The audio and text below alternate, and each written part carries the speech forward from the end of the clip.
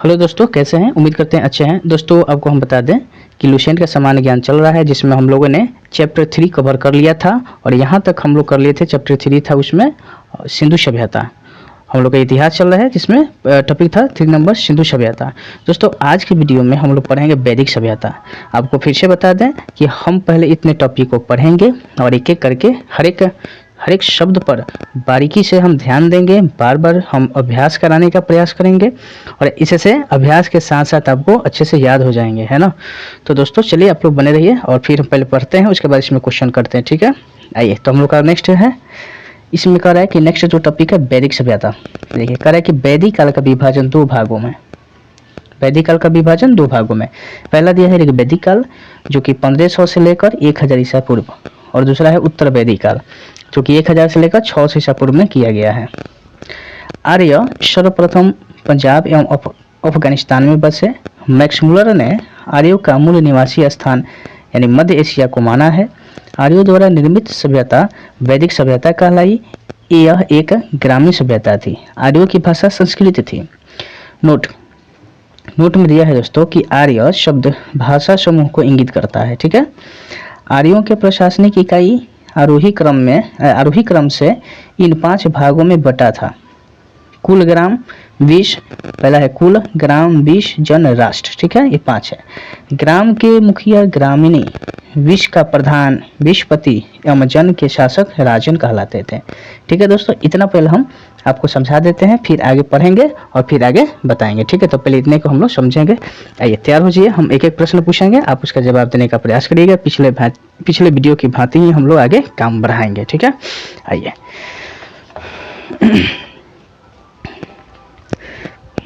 चलिए दोस्तों बताइएगा। क्वेश्चन है, हम लोग का टॉपिक क्या है? टॉपिक है वैदिक। कौन सा टॉपिक है? वैदिक काल, ठीक है। कौन सा टॉपिक है? वैदिक काल। तो दोस्तों पूछा जाए, लुसेंट कहता है, आपको फिर से रिपीट करें दोस्तों कि लुसेंट में जो जो बातें बताई गई है उन सभी बातों को हम यहाँ पर स्पष्ट कर रहे हैं, रिपीट कर रहे हैं, ताकि अच्छे से क्लियर हो सके। वैदिक काल का विभाजन कितने भागों में हुआ है? तो देखिए दोस्तों, वैदिक काल का विभाजन किया गया है 2 भागों में। कितने भागों में दोस्तों? 2 भागों में। याद हो गया? वैदिक काल का विभाजन कितने भाग में हुआ है? 2 भागों में। क्लियर? अब चलिए नाम समझिए। पहला का नाम क्या दिया है? पहला हो जाएगा ऋग वैदिक काल। पहला क्या मिलेगा इसमें? इसका विभाजन जो हुआ है 2 भाग में। पहला है ऋग वैदिक काल, ऋग वैदिक काल, ठीक है। और दूसरा जो है आपका, दूसरा जो है वो है उत्तर वैदिक काल होगा दोस्तों, उत्तर वैदिक काल, ठीक है।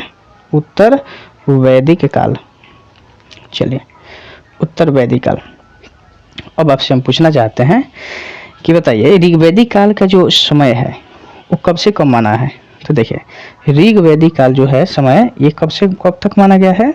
तो 1500 से लेकर 1000 ईसा पूर्व की जो बात है, यानी 1500 से लेकर 1000 ईसा पूर्व के जितने भी समय हैं सबको बोला गया है ऋग्वैदिक काल, ठीक है।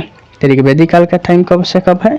1500 से लेकर 1000 ईसा पूर्व, ठीक है। इसके बीच में जितने भी समय हैं यहाँ से यहाँ तक लेकर ऋग्वैदिक काल हो गए। अच्छा, उत्तर वैदिक काल का समय कब से कब तक है? तो इसका दोस्तों समय है 1000 से लेकर 600 ईसा पूर्व।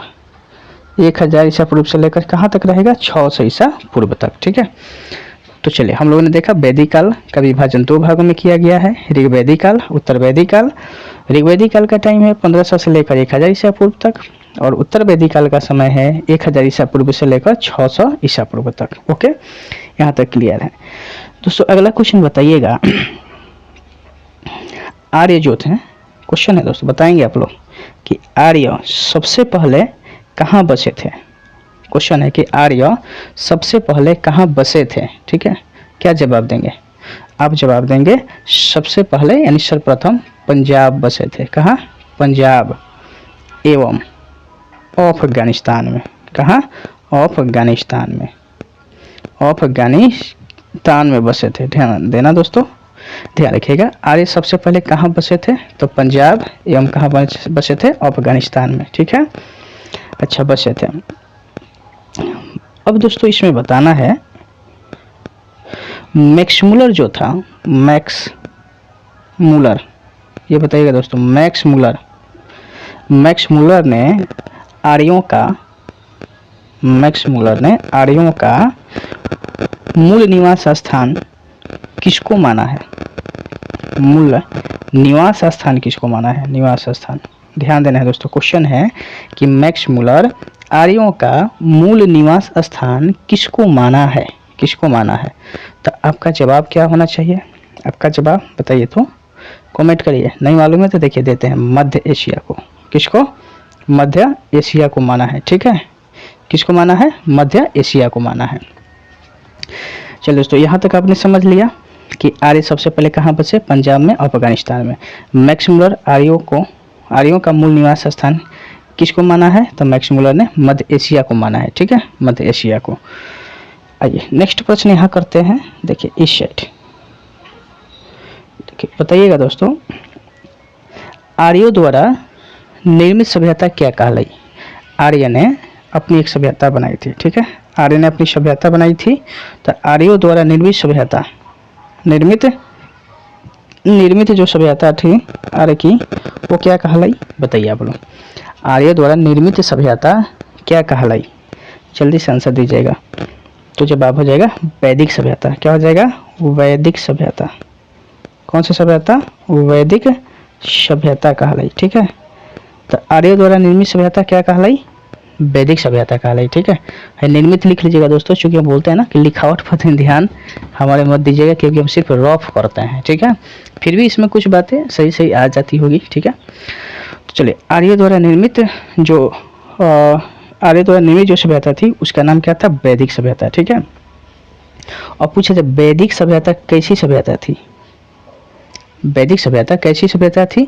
तो जवाब देना दोस्तों, ग्रामीण सभ्यता थी। कैसी थी? ग्रामीण सभ्यता। ग्रामीण माने कि गांव में जैसे लोग रहते थे उसी तरह की सभ्यता थी। आइए दोस्तों, इसको मिटाते हैं फिर समझाते हैं आगे। तो आपने देख लिया कि वैदिक काल को 2 भागों में बांटा गया है।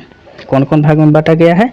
याद रखना चाहिए आप लोग को। ऋग वैदिक काल है, उसके बाद उत्तर वैदिक काल। ऋग वैदिक काल का समय कब से कब तक रहा? तो 1500 ईसा पूर्व से लेकर 1000 ईसा पूर्व तक, ये हो जाएगा ऋग वैदिक। और उस समय उत्तर वैदिक काल में कब से कब रहा? तो 1000 ईसा पूर्व से लेकर 600 ईसा पूर्व तक, ये हो जाएगा आपका उत्तर वैदिक काल दोस्तों। ठीक है, अब ये थोड़ा सा बताते हैं। चलिए, अब ध्यान रखना दोस्तों, आर्य शब्द जो था ना, भाषा समूह को इंगित करता है। आर्य शब्द पूछा जाए, आर्य शब्द किसको इंगित करता है? किसको? आर्य शब्द किसको इंगित करता है? तो जवाब देंगे आप लोग, किसको? भाषा समूह को। किसको? भाषा समूह को इंगित करता है। भाषा समूह को इंगित करता है। चलिए दोस्तों, अब पूछा जाए दोस्तों कि आर्य की भाषा क्या थी? आर्य की भाषा कैसी थी, यानी क्या थी, ये बताना है। तो संस्कृत थी। आर्य की जो भाषा थी ना, वो कैसी थी? संस्कृत थी। ठीक है, याद रखना दोस्तों। चलिए, अब देखो दोस्तों, आर्यों के ना प्रशासनिक इकाई थी। प्रशासनिक, ठीक है, प्रशासनिक इकाई। आर्य की कौन सी इकाई? प्रशासनिक इकाई। और प्रशासनिक इकाई का जो है ना क्रम थोड़ा समझेगा। पूछा जाए आर्य जो समाज थे, आर्य समाज के प्रशासनिक इकाई का क्रम क्या क्या था, वो क्रम बताइए। तो ध्यान रखना, क्रम में कौन कौन है। इनमें 5 भाग बटा था। प्रशासनिक इकाई कितने भाग में बटा था? 5 भाग में। आर्य की जो प्रशासनिक इकाई थी कितने भाग में बटा था? 5 भाग में बटा था। चलिए, पहला ध्यान रखेंगे कुल। पहला क्या मिलेगा? कुल। दूसरे में क्या मिलेगा? ग्राम। दूसरे में क्या मिलेगा? ग्राम। तीसरे नंबर में क्या मिलेगा? विश्व। तीसरे नंबर में क्या होगा? विश्व। चौथे नंबर में क्या हो जाएगा? जन। चौथे नंबर में जन। और 5वां नंबर में क्या हो जाएगा? राष्ट्र। राष्ट्र।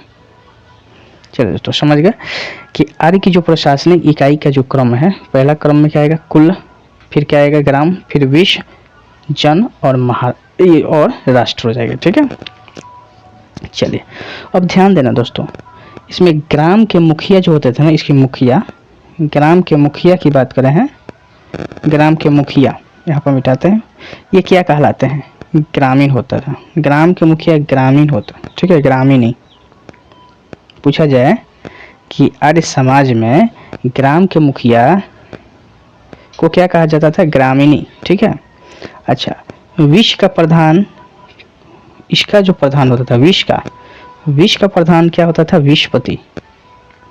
विषपति, विष का प्रधान किसको कहा गया है? विषपति को। ठीक है, विषपति का मतलब कि क्या समझेंगे? विषपति का मतलब कि विष का प्रधान हो जाएगा। ठीक है, और देखो जन का जो शासक था, जन का शासक, तो जन का शासक क्या कहलाता था? राजन। ठीक है, राजन का मतलब क्या हुआ था कि जन का शासक, तो जन का शासक क्या कहलाएगा? राजन कहलाता है। ठीक है, तो ध्यान रखना कि आर्य समाज में दोस्तों बता दिया जाए कुल, ग्राम, विष, जन, राष्ट्र, ये जो है 5 प्रशासनिक इकाइयां हैं जो क्रम से दिया गया है। ग्राम के जो शासक है ग्रामीणी है, विष के विषपति हैं, और जन का शासक राजन कहलाते थे। ये सब कहलाते थे। ठीक है, पुराने समय के बाद। अब ये दोस्तों यहाँ तक तो हम लोग पढ़ लिए, जितना पढ़े उसको मैंने समझा दिया। चलिए नेक्स्ट अब हम लोग पढ़ेंगे, फिर समझने का प्रयास करेंगे। आइए चलिए दोस्तों यहाँ पर दिखाते हैं आगे।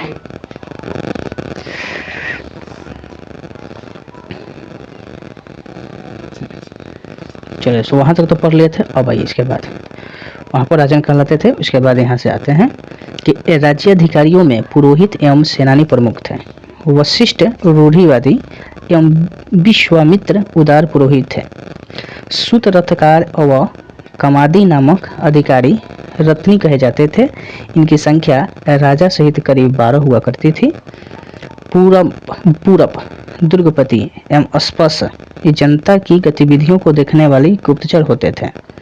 वाजपति क्या थे? देखिए, गोचर भूमि का अधिकारी होता था। ठीक है, गोचर भूमि का अधिकारी होता था। उग्र अपराधियों को पकड़ने का कार्य करता था।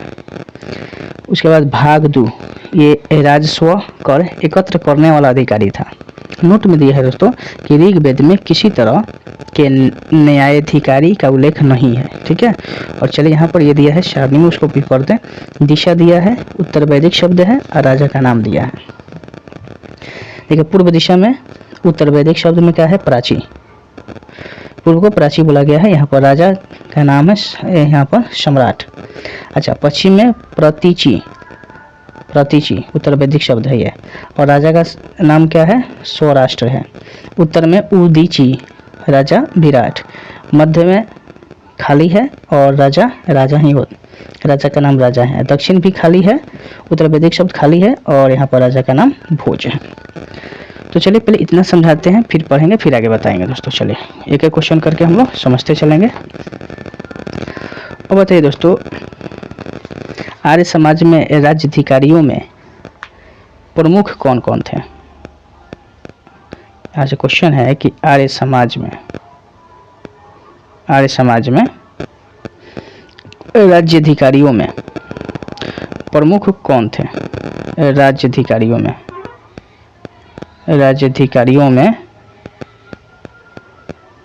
प्रमुख बताना है, प्रमुख कौन कौन थे। ठीक है, प्रमुख कौन थे, तो क्या जवाब देंगे आप लोग? तो देखिए, आर्य समाज में जो राज्य अधिकारी होते थे ना, उस राज्य अधिकारी में प्रमुख के रूप में पुरोहित एवं सेनानी थे। पुरोहित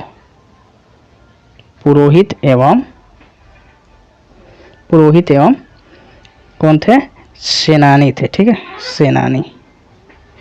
दोस्तों अगर लगे कि वीडियो बहुत स्लो है तो आप इसका स्पीड बढ़ा कर देख सकते हैं। ठीक है, स्पीड बढ़ा लीजिएगा, ये तो आपके हाथों में है। चलिए, तो यहाँ पर पुरोहित एवं सेनानी थे। अगला क्वेश्चन का जवाब दीजिएगा। इसमें पूछा जाए कि उदार पुरोहित कौन कौन थे? उदार पुरोहित पूछा गया है कि बताइए आर्य समाज में उदार पुरोहित कौन कौन थे? तो जवाब देना होगा वशिष्ठ एक है, वशिष्ठ रूढ़िवादी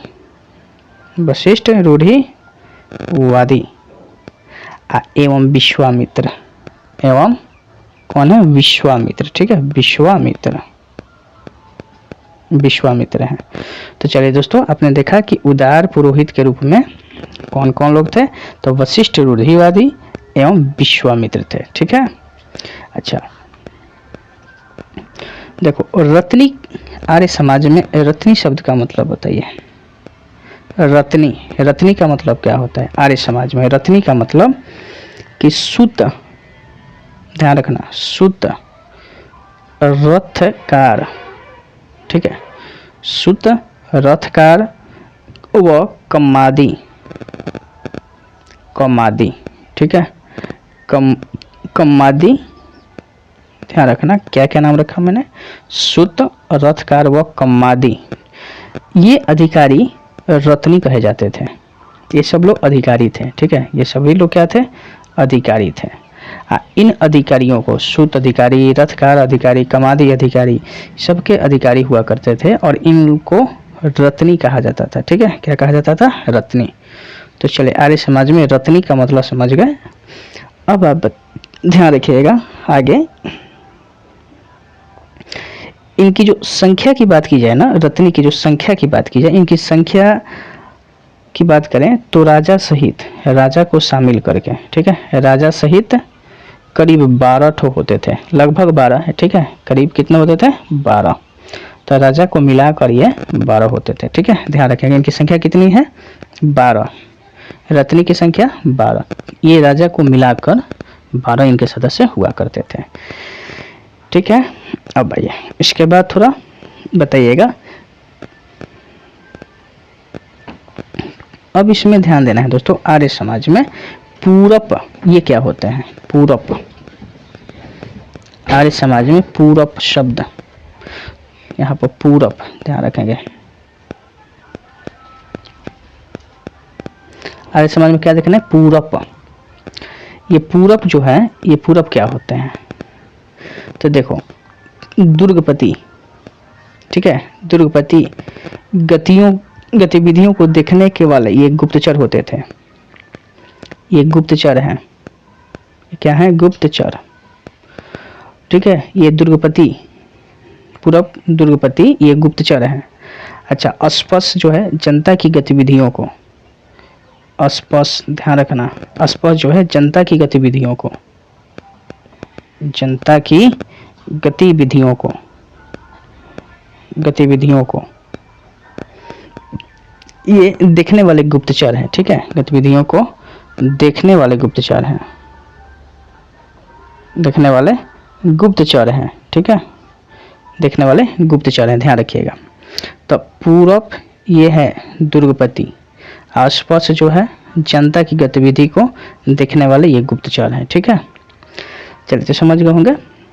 अच्छा, वाजपति जो होते हैं ये समझिए, आर्य समाज में वाजपति ये इसका मतलब क्या हुआ करता था, तो आर्य समाज में वाजपति का मतलब था गोचर भूमि का अधिकारी होता था, गोचर भूमि का अधिकारी, ठीक है, गोचर भूमि का अधिकारी। तो ध्यान रखना दोस्तों कि पूछा जाएगा कि आर्य समाज में वाजपति का मतलब क्या होता था, तो जवाब होगा कि गोचर भूमि का ये अधिकारी हुआ करते थे, ठीक है। अब आइए, आर्य समाज में उग्र का मतलब क्या है, उग्र का मतलब ये बताना है, आर्य समाज में उग्र का मतलब क्या है। तो देखो दोस्तों, ये अपराधियों को पकड़ने का कार्य करता था, उग्र ये भी है, इसका काम था अपराधियों को पकड़ना, अपराधियों को पकड़ना, यानी अपराधियों को पकड़ने का काम, पकड़ने का काम, चाहे कार्य लिख सकते हैं, पकड़ने का कार्य। उग्र का काम क्या था कि अपराधियों को पकड़ना, ठीक है, ये काम इन लोगों का हुआ करता था। चलो, तो उग्र आपने देख लिया। भागदूह जो है ये समझिए, भागदूह, भागदूह, तो आर्य समाज में भागदूह का मतलब क्या होता है, ये है कि राजस्व का एकत्र करने वाला अधिकारी था, जितना भी राजस्व वसूला जाता था, ठीक है, राजस्व, तो राजस्व कर माने राजस्व कर समझते हैं ना, ये जमीन वगैरह का जो कर होता है, तो राजस्व कर माने उसका टैक्स, ठीक है, एकत्र करने वाला अधिकारी था। तो भागदूह का मतलब था कि राजस्व कर एकत्र करने वाला अधिकारी, एकत्र करने वाला अधिकारी हुआ करता था, ठीक है, अधिकारी हुआ करता था। बात समझ गए होंगे। राजस्व थी, यहाँ पर क्या दिया है, भागदू का मतलब कि राजस्व कर एकत्र करने वाला अधिकारी है। ठीक है, यहाँ तक समझ गए होंगे। चलिए अब आइए दोस्तों देखते हैं थोड़ा आगे। तो आपने इसमें पूरब शब्द देख लिया, अस्पष्ट देख लिया, वाजपति देखा, उग्र शब्द बता दिया, फिर आपको मैंने भागदू बता दिया। ठीक है, पर ध्यान रखना दोस्तों, इसमें माफ करिएगा, इसमें ऋग्वेद में कह रहा है कि किसी तरह के न्यायिक अधिकारी का उल्लेख नहीं मिलता है। ऋग्वेद में देखा जाएगा तो किसी न्यायिक न्यायाधिकारी का उल्लेख नहीं मिला है। ठीक है, तो पूछा जाएगा कि वह कौन सा वेद है जिसमें न्याय अधिकारी का उल्लेख नहीं मिलता है, तो क्या आंसर दे देंगे आप लोग, ऋग्वेद दे देंगे। ठीक है, चले दोस्तों, वो जो टेबल था उस टेबल में आप लोग को जो सारणी दिया गया था, उस सारणी में दिया था दिशा। ठीक है, दिशा दिया था, उस दिशा में दिया था उत्तर वैदिक दिया था। ठीक है, उत्तर वैदिक शब्द दिया था, उत्तर वैदिक शब्द था, और राजा का नाम दिया था। इसका नाम था, राजा का नाम था। चले, तो अब इसमें समझेंगे कि दिशा में पूर्व दिशा, फिर दिया था उसमें पश्चिम दिशा। ठीक है, पूर्व दिशा, पश्चिम दिशा, फिर उत्तर दिशा, पूर्व दिशा, पश्चिम दिशा, उत्तर दिशा, फिर मध्य दिशा, और एक दिया था लास्ट दक्षिण दिशा, दक्षिण दिशा। ठीक है, अब देखो ये दिशा के नाम हो गए, और उत्तर वैदिक इनके शब्द क्या है, उत्तर वैदिक शब्द क्या है, यानी उत्तर वैदिक काल में इस दिशा को क्या कहा जाता था, उस बात को बताया है। तब पूर्व को, उत्तर वैदिक जो शब्द है ना, पूर्व को क्या कहा जाता, प्राची। प्राची का मतलब क्या समझना होता था कि पूर्व। ठीक है, उसका प्रतीची प्रतीची यहाँ पर, तो प्रतीची माफ करिएगा दोस्तों, उत्तर वैदिक जो काल था उस वक्त पश्चिम को प्रतीची कहा जाता था। ठीक है, उत्तर को क्या कहा जाता था, उदीची। ठीक है, याद हो गया होगा कि उत्तर दिशा को उदीची कहा जाता था, और मध्य को खाली दिया है दोस्तों, दक्षिण को भी क्या दिया है, खाली दे रखा है। आइए दोस्तों, अब राजा का नाम समझिए, उस समय राजा कौन थे। ठीक है, तो पूर्व में जो है प्राचीन में इसका राजा सम्राट था, सम्राट राजा को इसका क्या था, सम्राट था। ठीक है, अच्छा, पश्चिम में इसको राजा स्वराष्ट्र, राजा का नाम स्वराष्ट्र था। ठीक है, पश्चिम में। उत्तर में इसको विराट, राजा का नाम। अच्छा, उसका मध्य में इसको राजा, मध्य में क्या, राजा बोला जाता था, और भोज, दक्षिण में भोज, राजा भोज। ठीक है, तो यहाँ तक आप लोगों ने कंप्लीट कर लिया दोस्तों। चलिए, इसके बाद हम फिर पढ़ेंगे नेक्स्ट वीडियो में, तब तक के लिए इतना ही। जय हिंद, जय भारत।